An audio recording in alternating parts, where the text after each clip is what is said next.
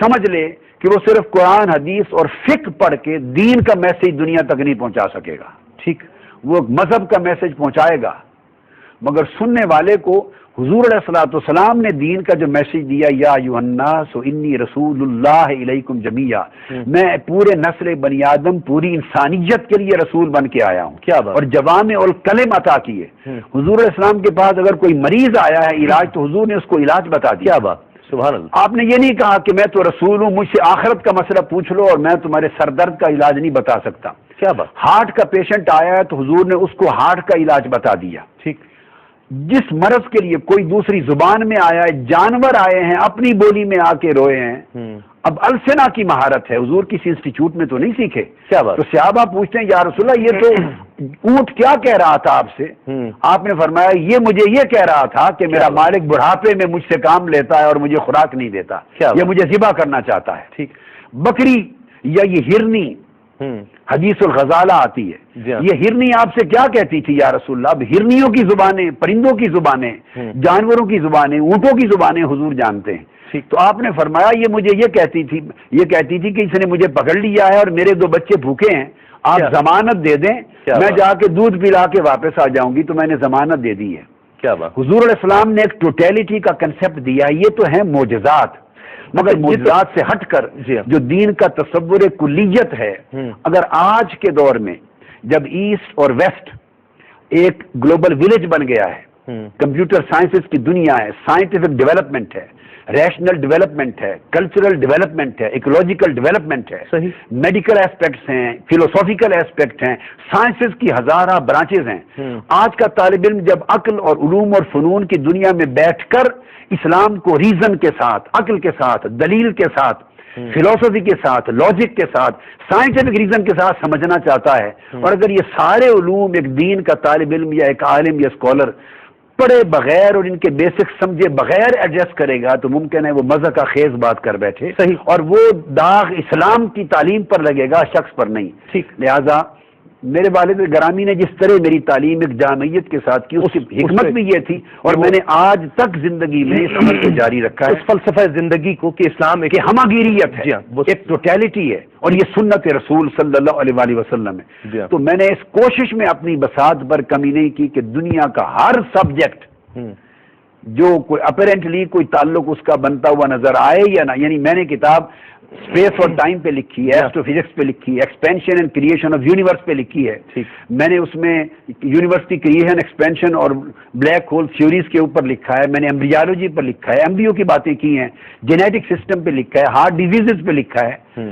اور میرے پاس کچھ لوگ آ گئے شاید، تو یہ میں آپ سے وسیع ہونا جی نہیں چاہتا کہ آپ سے گفتگو کا سلسلہ ختم ہو، جی چاہتا ہے چلتا رہے. 2 باتیں مجھے بہت پوچھنی ہیں. جی ایک تو ایک عام سا ناظر کا سوال، یہ سب چیزیں کے ساتھ ساتھ جب کتابیں بھی، تصانیف بھی، تالیف بھی، تقاریر بھی، سفر بھی، دورے بھی، سب تنظیم بھی چل رہی ہے، گھر کہاں رہ جاتا ہے؟ گھر والے کچھ ناراض رہتے ہیں؟ اللہ کا شکر ہے میرے گھر والے اور میری اولاد مجھ سے ناراض نہیں ہوئی، اور وہ مجھ سے اتنے مانوس اور اتنے خوش ہیں کہ کوئی تصور بھی نہیں کر سکتا. کیا بات.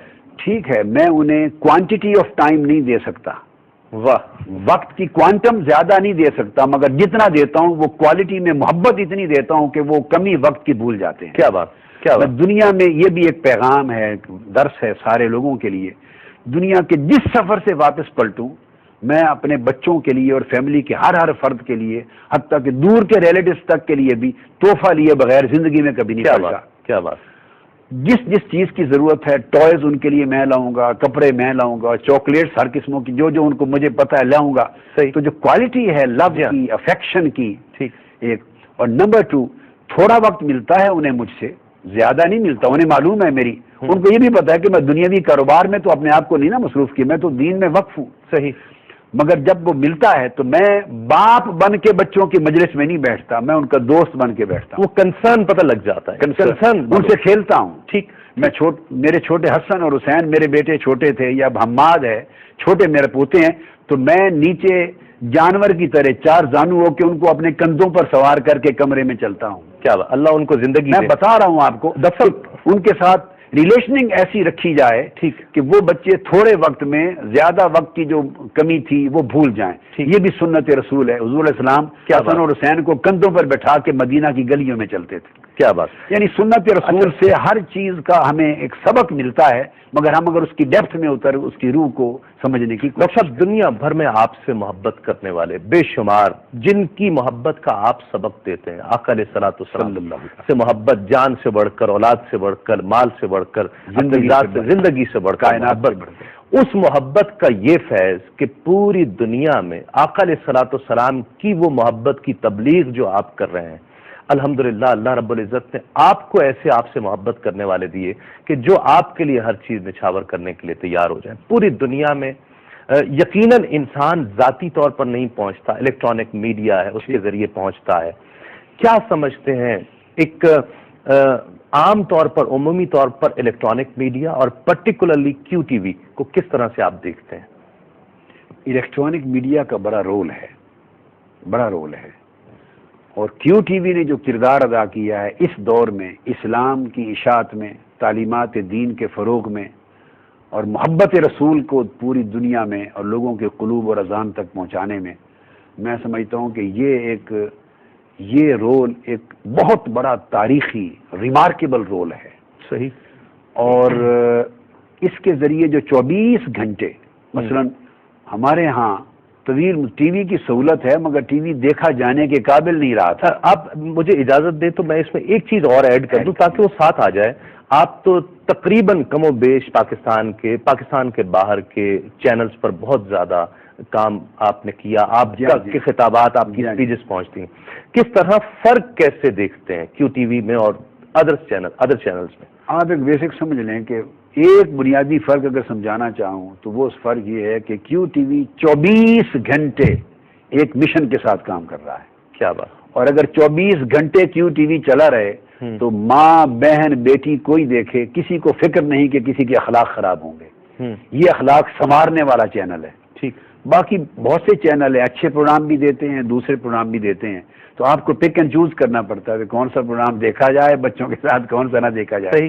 کیو ٹی وی نے ایک اپنا کریکٹر بلڈ اپ کیا ہے، ایک یونیک کریکٹر بلڈ اپ کیا ہے، اور یہ بہت بڑا کنٹریبیوشن ہے فروغ اسلام میں آج کے دور میں، کہ جب فحاشی عریانی کا فروغ بھی ہو، دین کی اقدار بھی مسمار ہو رہی ہوں، رجحانات بھی روحانیت اور روحانی اقدار سے دور جا رہی ہوں، اور ماڈرنٹی کے نام پر اور سٹائل اور فیشنز کے نام پر ولگیرٹی آ رہی ہو، اس پورے کے پورے ماحول میں ایک ستون بن کے ایک چینل کا کھڑا ہو جانا اور 24 گھنٹے ایک میسج کسی نہ کسی مختلف اشکال میں، شکلوں میں دیتے رہنا، اور بور بھی نہ ہونے دینا، ورائٹی بھی دینا. اور نعتوں کا جس انداز سے پھر نعت، حضور علیہ السلام کی نعت کی جو خدمت کی ہے، مجھے تو لگتا ہے کہ یہ ٹی وی حسان بن ثابت کی خلافت و نیابت مل گئی ہے رضی اللہ تعالیٰ عنہ کی.